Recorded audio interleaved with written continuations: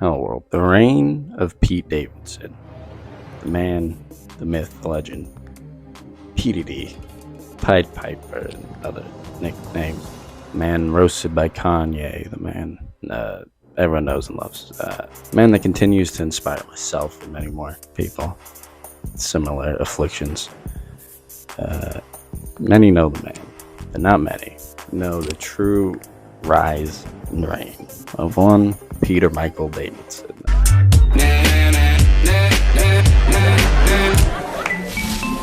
Now what the hell's Pete Davidson, apparently comedian. everyone's making so much. Meme of Can him. you please explain what's it? Pete Davidson. Alright. Hear that? So, how did he become the comedy sex god? Well, his life was never easy. If I could put the Kanye part of the song, I think I'm weird.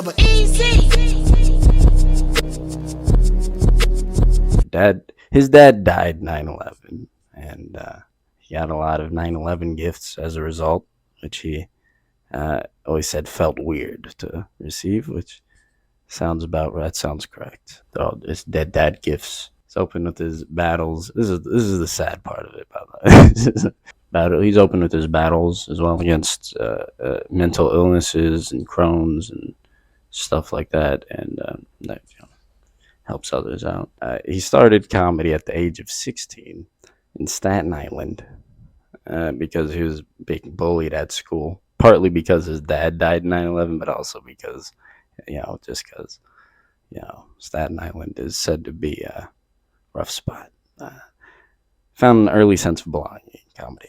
Bill Hader worked with Pete and recommended him to Lorne Michaels of Saturday Night Live. Pete joined SNL in September of 2014. Pete Davidson. Undoubtedly forged and refined by SNL. Difficulties, challenges, and resistance. Many say it is a toxic environment there at SNL. A lot of, snubbing and subbing, trolling, and rat fucking, sandbagging. Jim Brewer is another person. They said they'd gaslight him and steal his ideas for shit, and it was just like a weird pecking order, social hierarchy type of place. Like Chris Rock was like bullied kind of by Conan. Like Conan was trying to sun Chris Rock and shit. Just funny stuff. Way before Will Smith ever tried. But yeah, Pete described his experience as basically in the skits they would do for him, they'd make him play like a fucking some dumb guy or whatever with the big dick or whatever, and that was like the joke. And yeah, he didn't really like that. It felt demeaning to constantly give him those, and it contributed to his mental health issues and so on, and other things like that. Musical guest, Ariana Grande. Ariana Grande and Pete Davidson, they got together in May of 2018, thrusting him into absolutely brutal media coverage. Brutal and sustained. Yeah, right up to the right up to the end. To Butthole Eyes meme came out, Barstool, I think, or some shit. But yeah, it definitely didn't help in that sense there. But maybe it did. Luckily for Pete, he had a little bit of an ace up his sleeve. This is just all gonna be dick writing here, basically, but incredibly genuinely cool, and funny, and open and vulnerable, all that cool stuff in a world where it can be dangerous or frightening or get weaponized against you. It saved him and paid off ultimately. The roast of Justin Bieber, I recall, and seeing how funny, dark also. Pete Davidson, they're making that dad jokes all day over there at him, and he held his own. It was impressive. You earned my respect.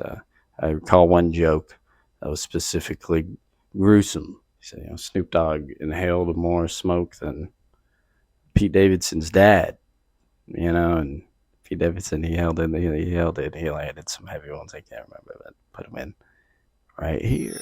Justin, you know, I lost my dad on 9/11, and I always regretted growing up without a dad. Until I met your dad, Justin. Now I'm glad mine's dead. And now for the greatest transition in the history of comedy. Two people from the movie Soul Plane are here, right? It was the first time I was like, oh, dude, he's funny, he's cool. His dad died 9/11. Apparently, and they keep hammering him on that, but he's like taking it on the chin like a champ, and he's fucking roasting them back, and he was getting them, you know. And I was like, oh, I respect that. And that's when he really proved himself to a lot of people, myself, but you know, a lot of people. He has that quality that many presidents aspire for, which is that grab a beer, smoke a joint type quality. Yeah, he manages also to embody like a modern archetype that many strive for in different senses. You know, he's like it's a mix of comedy, cool, open, goofy, confident, semi-nihilistic sex god, basically.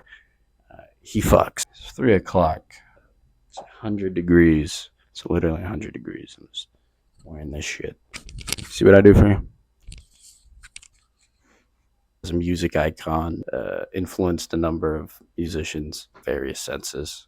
Yeah, now he's here and he's massively rewarded. I mean, the man fucks. You know, aforementioned, fucking comedically highly respected. I mean, he's someone like the Chappelles and Jon Stewarts of the world. Respect this man. I respect this man. Some fucking kid. He's one of my comedy inspirations, some of my life inspirations, honestly. You know, he had a huge come up. He's a ugly, funny nigga out here trying to make it. You know, everyone knows and loves Pete Davidson, you know, at this point. But it's not all over for Pete. You know, there's continued difficulties even at the top. Denzel Washington once said to a man who had just assaulted Chris Rock on stage, he said, at your highest moment, that's when the devil comes for you. So called Chris Rock the devil and made a great point. Problems kind of changed, I guess, now, you know, but it's definitely prevalent. He has beef with Kanye, you know, obviously, and I'm a huge fan of Kanye West. Quite frankly, both of them are legendary, and they're both in a legendary situation, I think is what we're all witnessing here. You know, quite frankly, they're both mentally ill people with dead parents and shit, so so I'm not trying to solve it though here, but societal changes that led to this moment.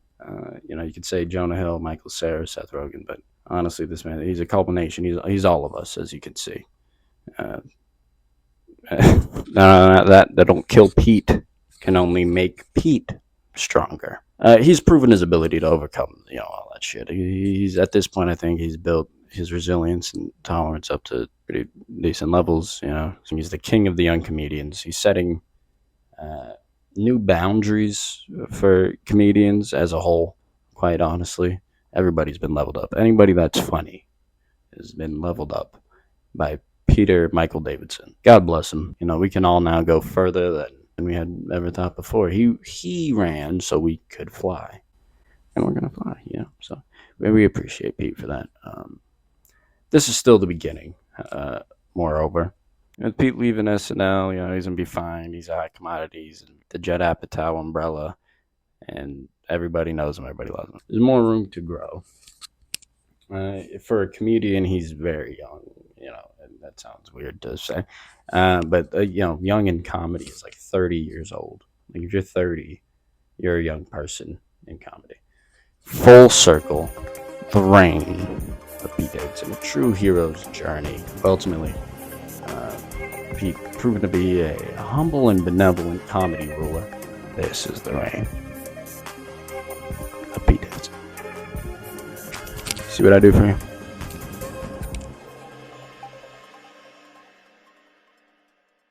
Life was never easy.